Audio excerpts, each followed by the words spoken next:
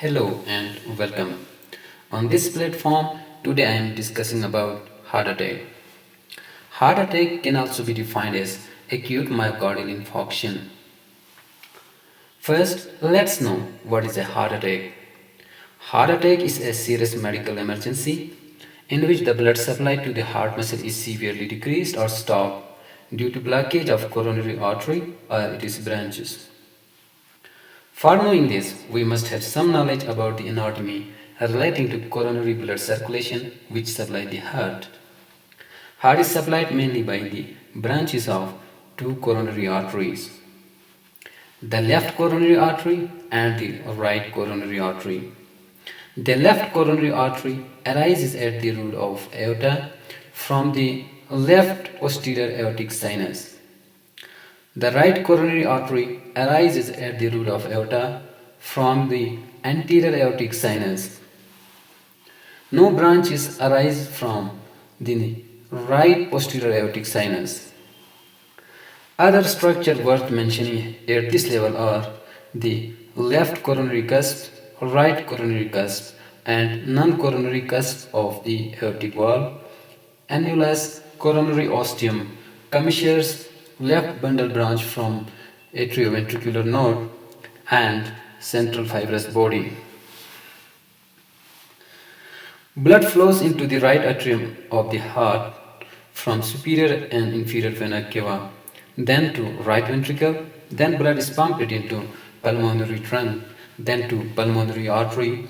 Blood flows back into the left atrium from the pulmonary veins, then flows into the left ventricle, from where blood is pumped to the aorta, which supplies blood to almost the whole body.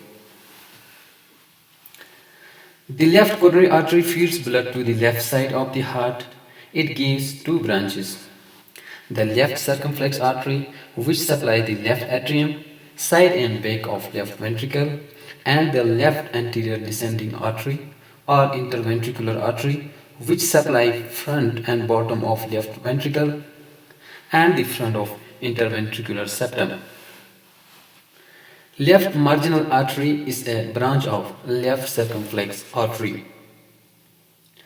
The right coronary artery, which supplies the right atrium, right ventricle, heart conduction system, bottom portion of left ventricle, and back of interventricular septum, travels down the right coronary sulcus and branches into the right marginal artery and the posterior descending or posterior interventricular artery. The artery supplying the posterior third of interventricular septum, which also supplies the AV node via AV nodal artery, dictate dominance in a person. If this supply is given by a branch of a right coronary artery, then the condition is defined as a right dominant. About 70% of the population are a right dominant. In 20% of the population, this supply is given by branches of both right coronary artery and circumflex artery, which is called as a codominant condition. In 10% of the cases, this supply is given by left coronary artery and the condition is termed as left dominant. Now coming to the etiology of a heart attack. The common risk factors for a heart attack include smoking, high cholesterol and fatty intake, diabetes, obese and overweight, hypertension, sedentary lifestyle, family history of a coronary heart disease, excessive alcohol intake. Other less common causes include hypoxia, drugs such as cocaine and amphetamine. Now coming to pathophysiology of heart attack.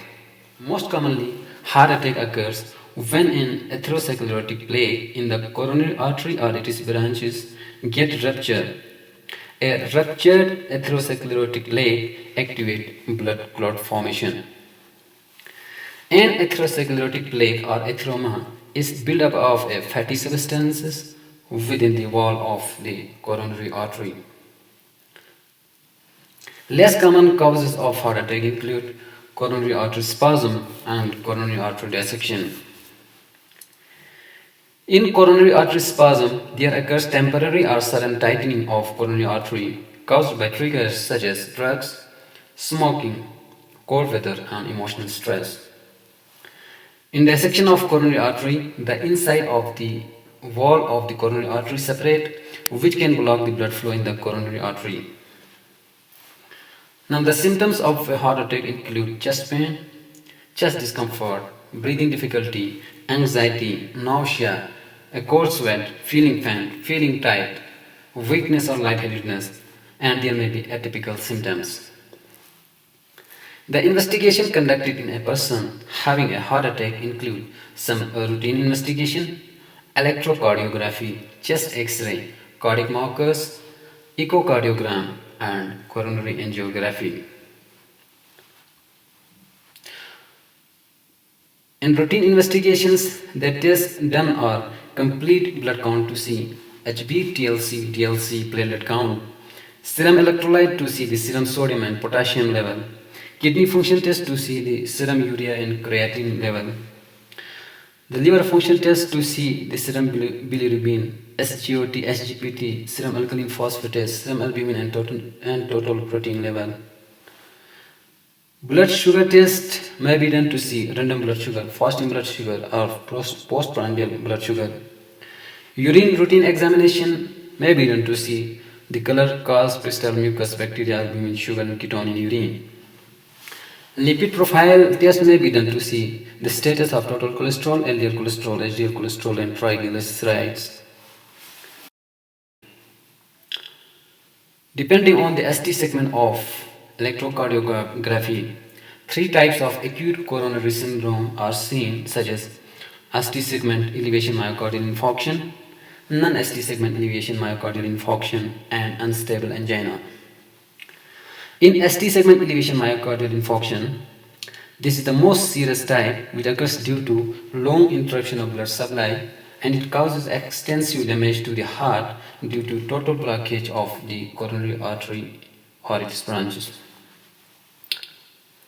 You can have a look the ECG of an ST segment elevation myocardial infarction patient in which the ST segments are elevated. Non-ST segment elevated myocardial infarction occurs due to partial blockage of blood supply to the heart. Without treatment, this can progress to a ST segment elevation myocardial infarction. Here shows the ECG of a non-ST segment elevation myocardial infarction in which T inversion can be seen in the chest lead. In unstable angina, the blood supply to the heart is seriously restricted, but the heart muscle is preserved. Here is the ECG of a patient with unstable angina, which may show hyperacute T wave, flattening T wave, or inverted T wave and ST depression. Now, coming to the serum level of cardiac markers, which are elevated in a patient with a heart attack. Notable among them are cardiac troponin, creatine kinase, lactate dehydrogenase, aspartate transaminase, myoglobin, ischemia modified albumin, propionate natriuretic peptide, and glycogen phosphorylase BB. The cardiac troponin INT level in the serum begins to rise 4 to 6 hours from the onset of chest pain. It peaks in about 18 to 24 hours following the symptom onset and return to baseline over 5 to 14 days. The normal range from cardiac troponin I range from 0 to 0.04 nanogram per ml, and for cardiac troponin T level is about 14 nanogram per liter. The creatine kinase MB level in the serum begins to rise 3 to 6 hours from the onset of chest pain and peak at about 12 to 24 hours and return to normal within about 48 to 72 hours. The normal reference value for serum range from 3 to 5% of total creatine kinase or 5 to 25 international unit per liter.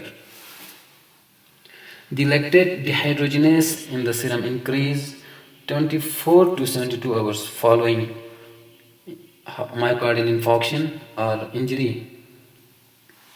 and reach peak at about 3 to 4 days and remain elevated for about 8 to 14 days. The normal level range from 140 unit per liter to 280 unit per liter.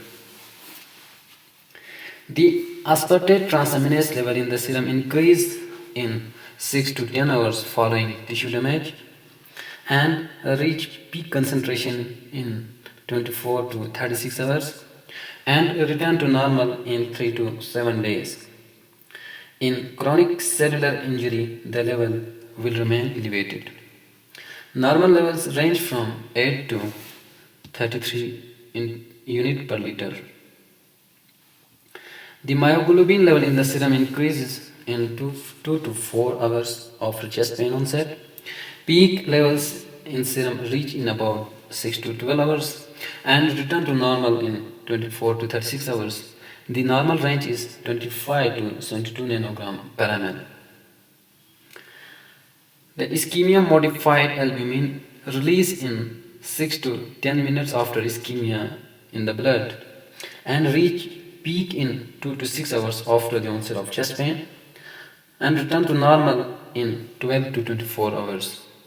The normal reference range from 52 to 116 kilounit per liter with a 95 percentile at 85 kilounit per liter. Probrain natriuretic peptide is released from ventricular myocytes due to volume overload and stretching.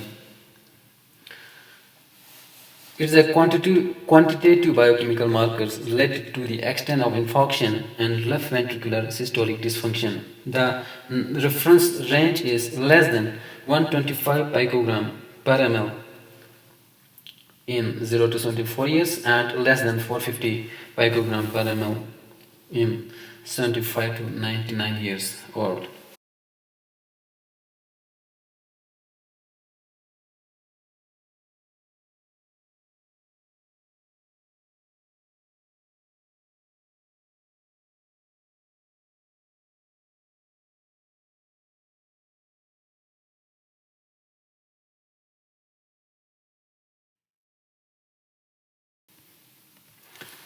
Chest X-ray can be done to rule out pneumothorax, pulmonary edema, and pneumonia.